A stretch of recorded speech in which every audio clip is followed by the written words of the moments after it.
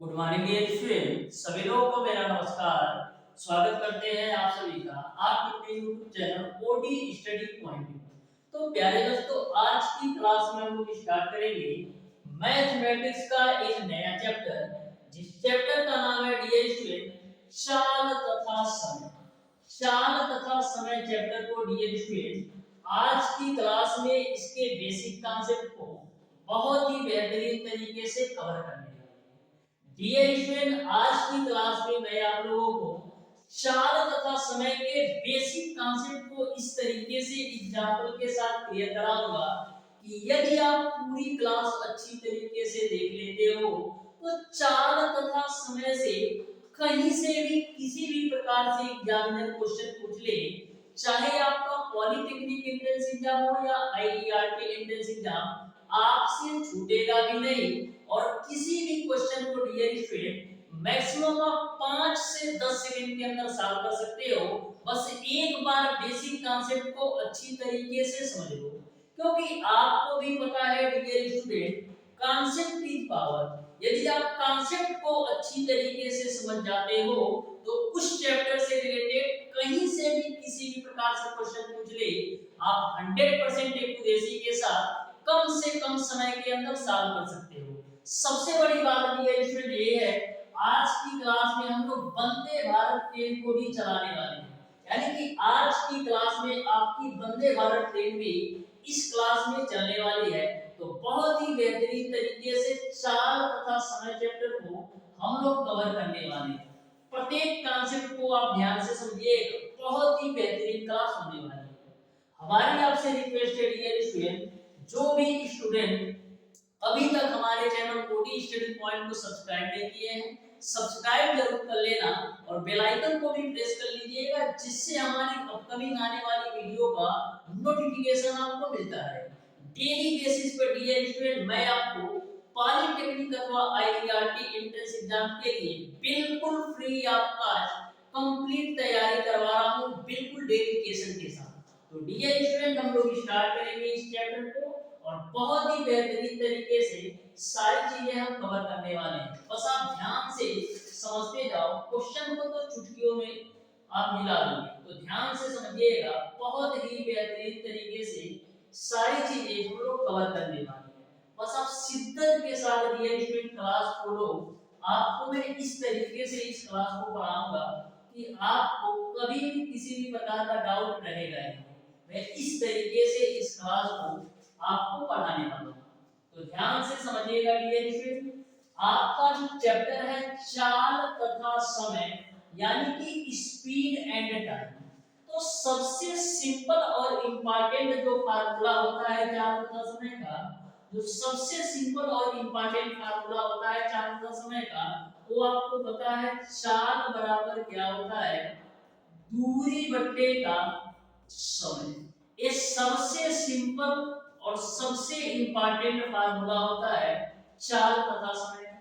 तो यहां से यदि मैं दूरी की वैल्यू निकालना चाहूं, यहां से डियर स्टूडेंट यदि मैं दूरी की वैल्यू निकालना चाहूं तो दूरी बराबर आपको क्या मिलेगा, चाल गुणे समय। यहां तक आपको क्लियर समझ में आ गया होगा। अब डियर स्टूडेंट दूरी को हम इंग्लिश में क्या बोलते हैं, डिस्टेंस बोलते हैं, और चाल को हम लोग इंग्लिश में क्या बोलते हैं, स्पीड बोलते हैं, और समय को हम लोग इंग्लिश में क्या बोलते हैं, टाइम बोलते हैं।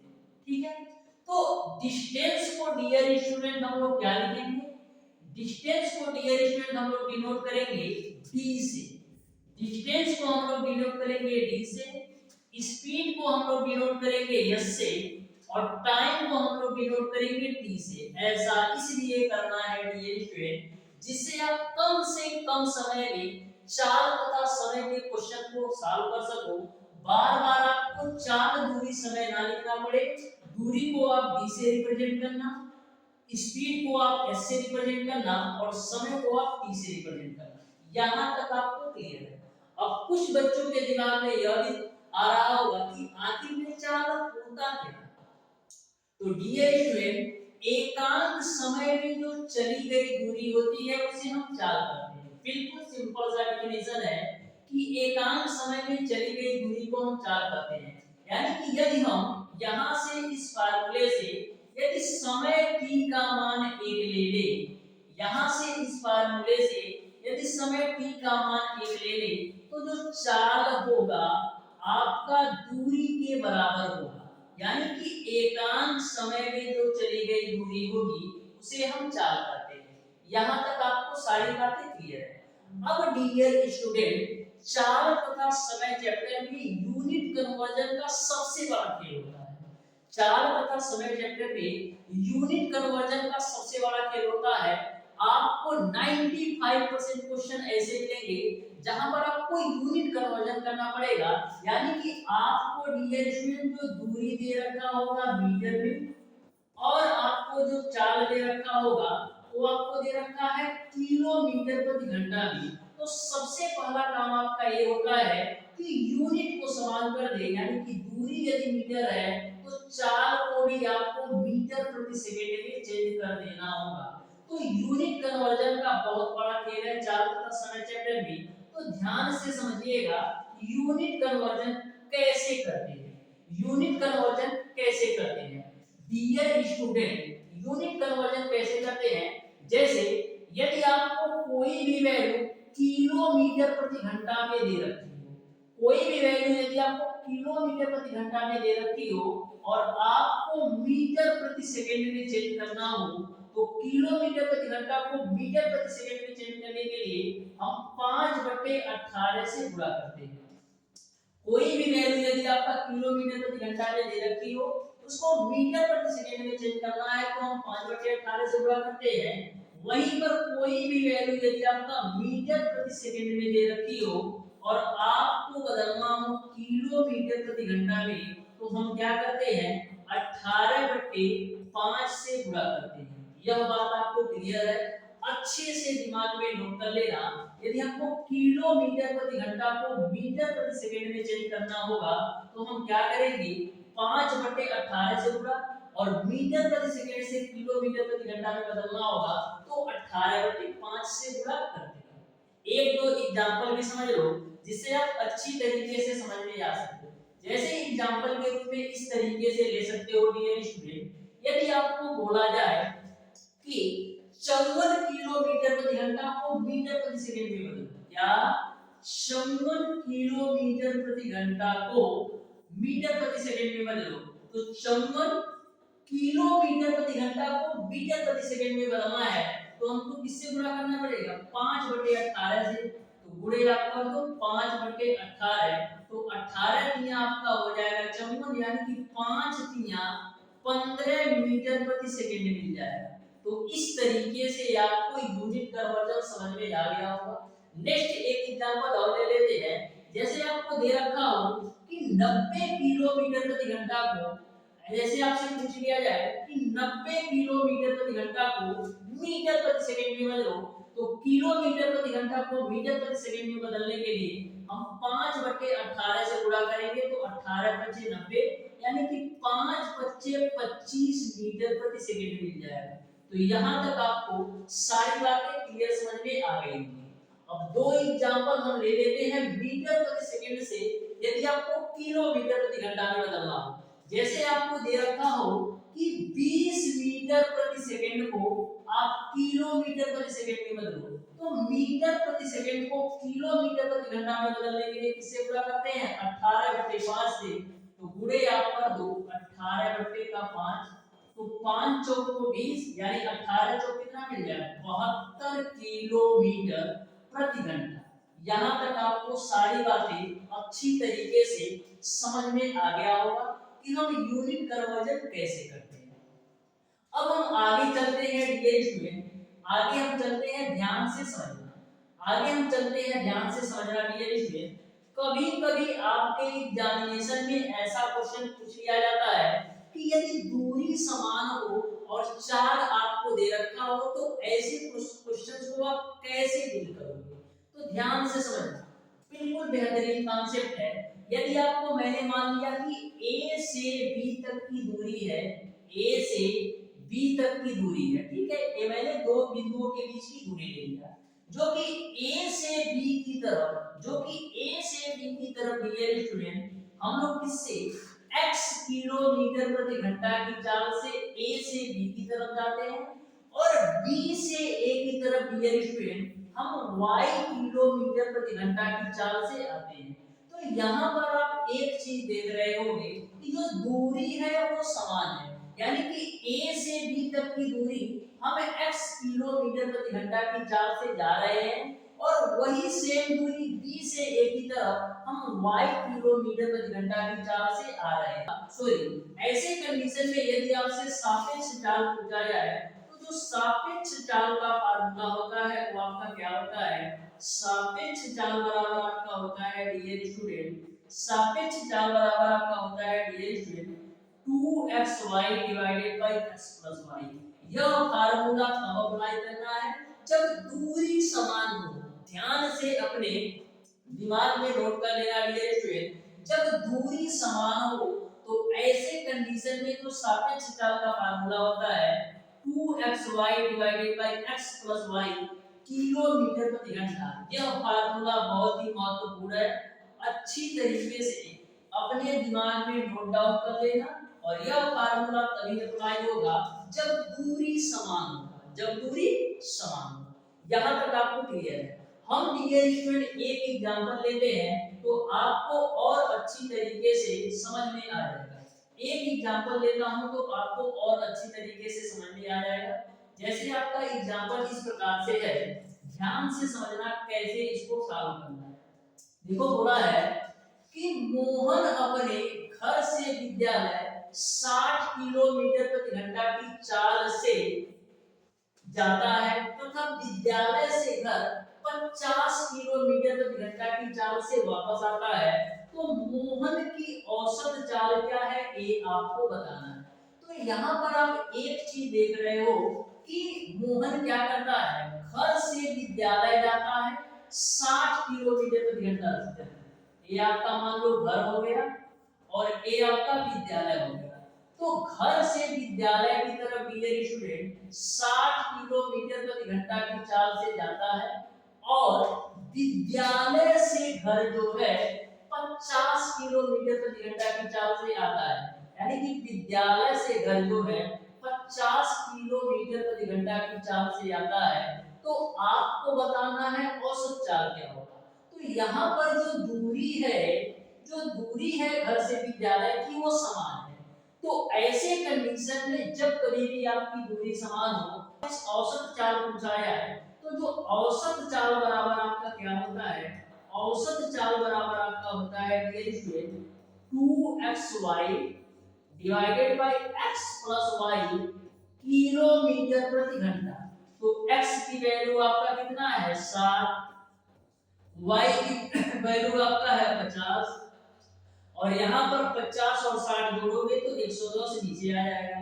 0 से 0 काट दो तो कितना मिलेगा, देखो 2 पच्चे 10 और 10 का गुणा 60 में करोगे तो मिलेगा आपको 600 बटे का 11 कर दो। तो 600 बटे का 11 इसको कैलकुलेशन कर लेते हैं। तो देखो 11 पचे आपका होगा 55, बचेगा 5 जीरो, 11 चौक 44 6 जीरो 11 पचे 55 यानी कि 54.5 किलोमीटर प्रति घंटा होगा। तो इस तरीके से डियर स्टूडेंट आपका ऑप्शन नंबर बी सही हो जाएगा।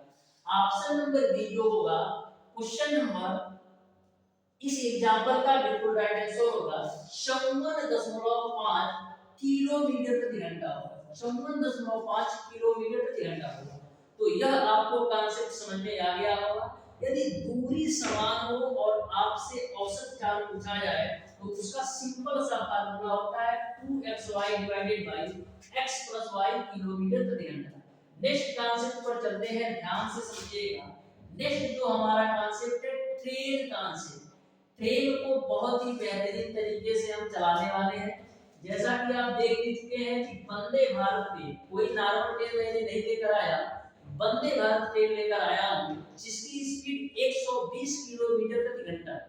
ठीक है, तो ध्यान से देखो ट्रेन कांसेप्ट में है क्या कि यदि दो रेलगाड़ियां की चाल क्रमशः x किलोमीटर प्रति घंटा और y किलोमीटर प्रति घंटा हो और दोनों एक दूसरे के विपरीत दिशा में चल रहे हैं तो ऐसे कंडीशन में जो सापेक्ष चाल होता है दोनों की चालों के योग के बराबर होता है। तो मैंने दो रेलगाड़ियां मैंने ले लिया, एक रेलगाड़ी मान लो आपका ए है और एक आपकी रेलगाड़ी आपकी बी है, ठीक है।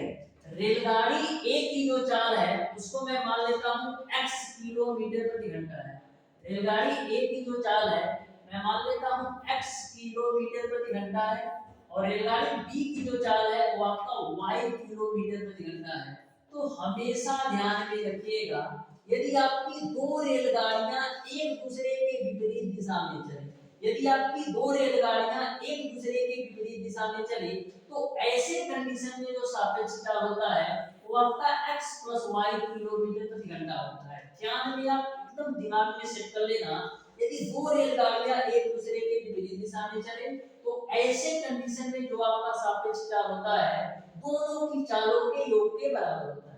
वहीं पर डियर स्टूडेंट यदि आपकी दोनों रेलगाड़ियां वहीं पर डियर स्टूडेंट यदि आपकी दोनों रेलगाड़ियां सेम डायरेक्शन में, यानी कि रेलगाड़ी ए और रेलगाड़ी बी दोनों रेलगाड़ियां सेम डायरेक्शन में हो और रेलगाड़ी ए की चाल x किलोमीटर प्रति घंटा हो और रेलगाड़ी बी की चाल y किलोमीटर प्रति घंटा हो, तो ऐसे कंडीशन में जो सापेक्ष चाल होता है दोनों की चालों के अंतर के बराबर होता है। तो इस बात को भी आप ध्यान में रखिएगा, जब दोनों रेलगाड़ियां एक दूसरे के समांतर चले, जब दोनों रेलगाड़ियां एक ही दिशा में चले तो ऐसे कंडीशन में जो सापेक्ष चाल होता है दोनों की चालों के अंतर के बराबर होता है। तो पॉइंट 1 और पॉइंट 2 आपको समझ में आ गया होगा, ठीक है। अब बात करते हैं पॉइंट 3 का। जब कभी भी आपकी रेलगाड़ी किसी पेड़ या किसी व्यक्ति या किसी खंभे को पार करती है तो जो रेलगाड़ी द्वारा तय की गई दूरी होती है रेलगाड़ी की लंबाई के बराबर होती है। यानी कि जब आपकी रेलगाड़ी किसी पेड़ को पार करेगी, किसी व्यक्ति को पार करेगी या किसी खंभे को पार करेगी तो ऐसे कंडीशन में जो रेलगाड़ी द्वारा तय की गई दूरी होती है रेलगाड़ी की लंबाई के बराबर होती है। ये आपका तीसरा कॉन्सेप्ट अच्छी तरीके से दिमाग में सेट कर लेना। जब आपकी रेलगाड़ी किसी भी पेड़ को पार करेगी या किसी भी व्यक्ति को पार करेगी या किसी खंभे को पार करेगी तो ऐसे कंडीशन में जो रेलगाड़ी द्वारा तय की गई दूरी होगी रेलगाड़ी की लंबाई के बराबर होगी, रेलगाड़ी की लंबाई के बराबर होगी। ऐसा इसलिए होता है क्योंकि रेलगाड़ी की लंबाई की तुलना में व्यक्ति की या खंभे की या पेड़ की जो लंबाई होगी वह बिल्कुल नगण्य होगी। जैसे इतनी बड़ी आपकी रेलगाड़ी है और एक आपका मान लो कि ऐसे एक बाबू खड़ा है तो रेलगाड़ी की लंबाई आपका यहाँ से यहाँ तक का है और बाबू की लंबाई केवल इतना है। यही पेड़ ले लो तो पेड़ की लंबाई केवल इतना ही होगा, वही खंभा ले लो तो खंभा की लंबाई इतना ही होगा। यानी कि रेलगाड़ी की लंबाई की तुलना में आपके व्यक्ति की लंबाई, खंभे की लंबाई और पेड़ की लंबाई नगण्य है। इसलिए जब कभी भी आपकी रेलगाड़ी किसी भी पेड़, व्यक्ति या खंभा को पार करती है तो रेलगाड़ी द्वारा जो तय की गई दूरी होती है रेलगाड़ी की लंबाई के बराबर होती है। आ जाओ नेक्स्ट कॉन्सेप्ट पर। बहुत ही बेहतरीन तरीके से सारे कॉन्सेप्ट बताने वाला हूं, बस आप ध्यान से देखो, बहुत ही बेहतरीन क्लास आपको होने वाली है, तो ध्यान से समझिएगा। नेक्स्ट कॉन्सेप्ट आपका यह कहता है कि जब आपकी रेलगाड़ी किसी पुल को पार कर रही हो या किसी प्लेटफॉर्म को पार कर रही हो तो ऐसे कंडीशन में जो रेलगाड़ी द्वारा तय की गई दूरी होती है रेलगाड़ी की लंबाई के साथ साथ आपको प्लेटफॉर्म और पुल उसकी भी लंबाई लेना होता है। यानी कि जब आपकी रेलगाड़ी किसी पुल को पार करेगी या किसी प्लेटफॉर्म को पार करेगी या प्लेटफॉर्म पर खड़े किसी ट्रेन को पार करेगी तो उसके द्वारा जो तय की गई दूरी की लंबाई होगी वो आपका रेलगाड़ी की लंबाई के साथ साथ आपको प्लेटफॉर्म, पुल या प्लेटफॉर्म पर खड़े ट्रेन की भी लंबाई का योग लेना पड़ेगा, ठीक है। तो यह कॉन्सेप्ट आपका ये समझ में आ गया होगा कि जब कभी भी आपकी रेलगाड़ी किसी भी पुल को पार करेगी या किसी प्लेटफॉर्म को पार करेगी या प्लेटफॉर्म पर खड़े किसी ट्रेन को पार करेगी, तो रेलगाड़ी द्वारा जो तय की गई दूरी होगा रेलगाड़ी की लंबाई और प्लेटफॉर्म पुल अथवा की लंबाई के योग के बराबर होगा। ठीक है, यानी कि अपनी लंबाई के साथ साथ प्लेटफॉर्म और पुल की लंबाई को भी आपको लेना पड़ेगा कुल दूरी। यहाँ तक आपको क्लियर है? यहाँ तक आपको क्लियर है? अब हम चलते हैं इसमें नाव और धारावाहिक कांसेप्ट। इससे भी आपके एग्जामिनेशन में डायरेक्ट क्वेश्चन पूछा जाता है बोट एंड स्टीम से। बोट एंड स्टीम, तो आया ना, ध्यान से समझो। बोट एंड स्टीम आपका कहता क्या है, नाव और धारा आपका कहता है। बहुत ही बेहतरीन कांसेप्ट है, आप ध्यान से समझिएगा तो अच्छी तरीके से समझ में आ जाएगा। तो सबसे पहले यदि धारा की दिशा में यदि नाव की चाल में मान लेता हूं कि v किलोमीटर प्रति घंटा है, यदि धारा की दिशा में नाव की चाल में मान लेता हूं v किलोमीटर प्रति घंटा है, तो लिख देते हैं धारा की दिशा में, धारा की दिशा में नाव की चाल, धारा की दिशा में नाव की चाल, धारा की दिशा में नाव की चाल मैं मान लेता हूं कि v किलोमीटर प्रति घंटा है।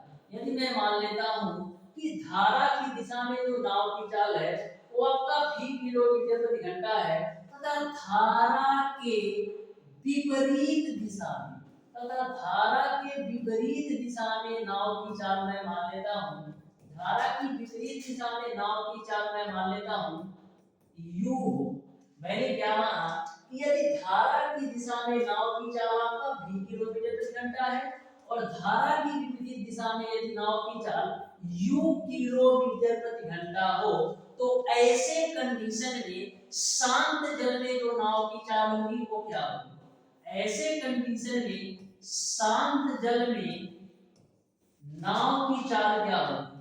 शांत जल में नाव की जो चाल होगी वो आपका होता है v प्लस का u डिवाइडेड बाय 2 किलोमीटर प्रति घंटा के बराबर। और यदि धारा की दिशा में नाव की चाल v हो और धारा की विपरीत दिशा में नाव की चाल u किलोमीटर प्रति घंटा हो, तो ऐसे कंडीशन में शांत जल में जो नाव की चाल होगी वो आपका v प्लस u किलोमीटर प्रति घंटा होगी। यहाँ तक आपको क्लियर है? वहीं पर यदि आपसे पूछ लिया जाए कि धारा की चाल क्या होगी, धारा की चाल क्या होगी, तो जो धारा की चाल होगी वो आपका v माइनस का u डिवाइडेड बाय 2 किलोमीटर प्रति घंटा होगा। बहुत ही बेहतरीन कांसेप्ट है, इसको भी आप अच्छी तरीके से नोट कर लीजिएगा कि जब धारा की दिशा में नाव की चाल v किलोमीटर प्रति घंटा हो और धारा की विपरीत दिशा में नाव की चाल 2 किलोमीटर प्रति घंटा हो, तो ऐसे कंडीशन में शांत जल में जो नाव की चाल होगी v plus u divided by 2 kilometre प्रति घंटा होगा और धारा की चाल जो होगी v माइनस का u किलोमीटर प्रति घंटा होगा। ये बात आपको क्लियर है? ठीक है, अब हम आगे चलते हैं डियर स्टूडेंट। यदि मैं मान लेता हूं कि जो नाव की चाल है, यदि मैं मान लेता हूं डियर स्टूडेंट कि जो नाव की चाल है, ये आपका नेक्स्ट कांसेप्ट है, इसको आप अच्छी तरीके से नोट कर लेना। यदि नाव की चाल मैं मान लेता हूं कि x किलोमीटर प्रति घंटा है और मैं मान लेता हूं कि जो धारा की चाल है, जो आपका धारा की चाल है उसको मैं मान लेता हूं कि y किलोमीटर प्रति घंटा है। यदि मैं मान लिया कि जो नाव की चाल है x किलोमीटर प्रति घंटा है और जो धारा की चाल है वो आपका y किलोमीटर प्रति घंटा है, तो धारा की दिशा में नाव की चाल क्या होगी? धारा की दिशा में नाव की चाल का मतलब ये है कि जिस डायरेक्शन में आपकी नाव जा रही है उसी डायरेक्शन में आपका धारा भी चल रही है। जिस डायरेक्शन में आपकी नाव जा रही है उसी डायरेक्शन में आपकी धारा भी चल रही है, तो धारा की दिशा में जो नाव की चाल होगी वो आपका x प्लस का y किलोमीटर प्रति घंटा होगा। ये आपका धारा की दिशा में नाव की चाल है। धारा की दिशा में जो नाव की चाल होगी वो आपका x प्लस y किलोमीटर प्रति घंटा होगा। अच्छी तरीके से नोट कर लेना।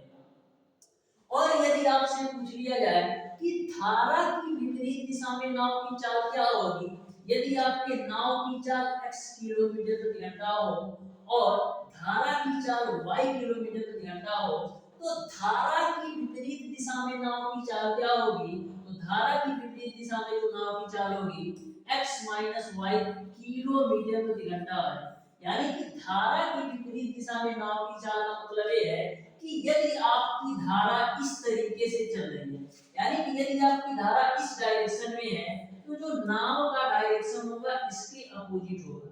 यानी कि यदि धारा और नाव दोनों एक दूसरे के विपरीत दिशा में चल रहे हो, तो ऐसे कंडीशन में जो सापेक्ष चाल होगा दोनों की चालों के अंतर के बराबर होगा।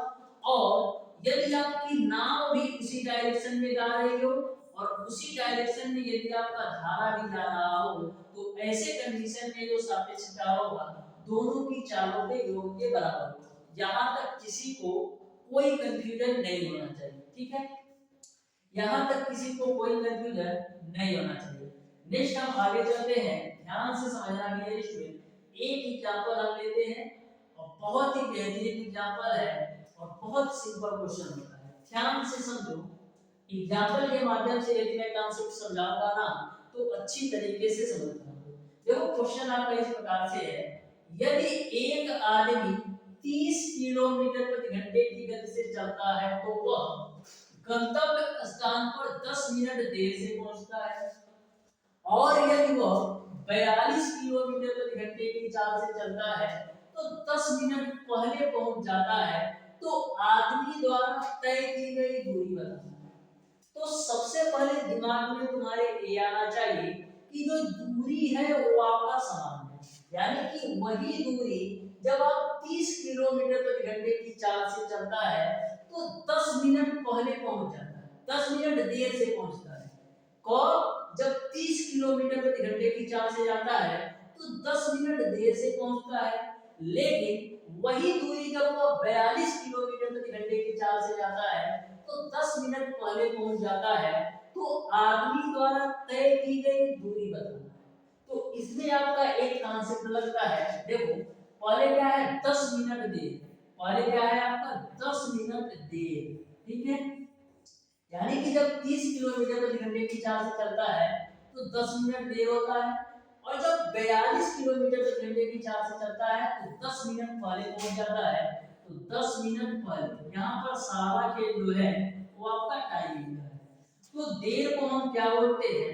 देर को हम क्या बोलते हैं? लेट बोलते हैं। अब पहले को हम इंग्लिश में क्या बोलते हैं? अर्ली बोलते हैं। ये आपको क्लियर है?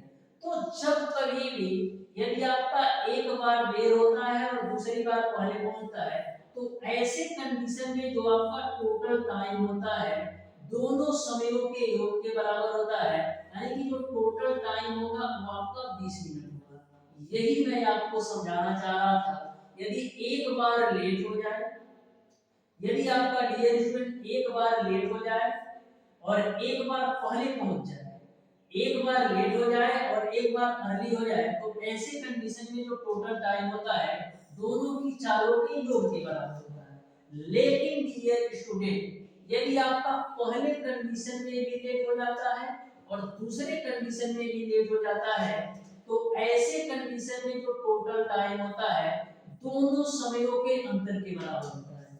यानी कि पहली चाल से भी जाने पर भी लेट हो जाए और दूसरी चाल से भी जाने पर भी लेट हो जाए, तो ऐसे कंडीशन में जो टोटल टाइम होता है दोनों की समयों के अंतर के बराबर होता है। यदि ये स्टूडेंट पहली चाल से चलने पर भी वो पहले पहुंच जाता है और दूसरी चाल से चलने पर भी वो पहले पहुंच जाता है, तो ऐसे कंडीशन में जो टोटल टाइम होता है दोनों समयों के अंतर के बराबर होता है। यानी कि यदि लेट या अर्ली अर्ली हो तो जो टोटल टाइम होगा समयों के अंतर के बराबर होगा। लेकिन यदि एक बार लेट होता है और दूसरी बार अर्ली होता है, तो ऐसे कंडीशन में जो टोटल टाइम होगा दोनों समयों के योग के बराबर होगा। ठीक है, यहाँ तक आपको क्लियर है? यहाँ तक आपको क्लियर है? अब आ जाओ क्वेश्चन पर, अब आ जाओ क्वेश्चन पर। देखो यहाँ पर आपका यदि एक आदमी 30 किलोमीटर प्रति घंटे की गति से चलता है तो वह 10 मिनट पहले पहुंचता है, और यदि वो 42 किलोमीटर प्रति घंटे की गति से चलता है तो 10 मिनट पहले पहुंच जाता है, तो आदमी द्वारा तय की गई दूरी है। तो कभी भी यदि आपका ऐसा क्वेश्चन पूछा जाए दूरी समान हो और डिफरेंट चाल से चलने पर वह एक बार लेट पहुंचता है और एक बार पहले पहुंच जाता है, तो ऐसे कंडीशन में जो दूरी का फार्मूला होता है वो आपका क्या होता है, चालों का गुणनफल बटे चालों का अंतर गुणे आपका होता है टोटल टाइम। ठीक है, अब देखो पहली जो चाल है वो आपका 30 किलोमीटर प्रति घंटा है और जो दूसरी चाल है वो आपका 42 किलोमीटर प्रति घंटा है। तो आपका हो जाएगा 30 गुणे 42, चालों का अंतर निकालना।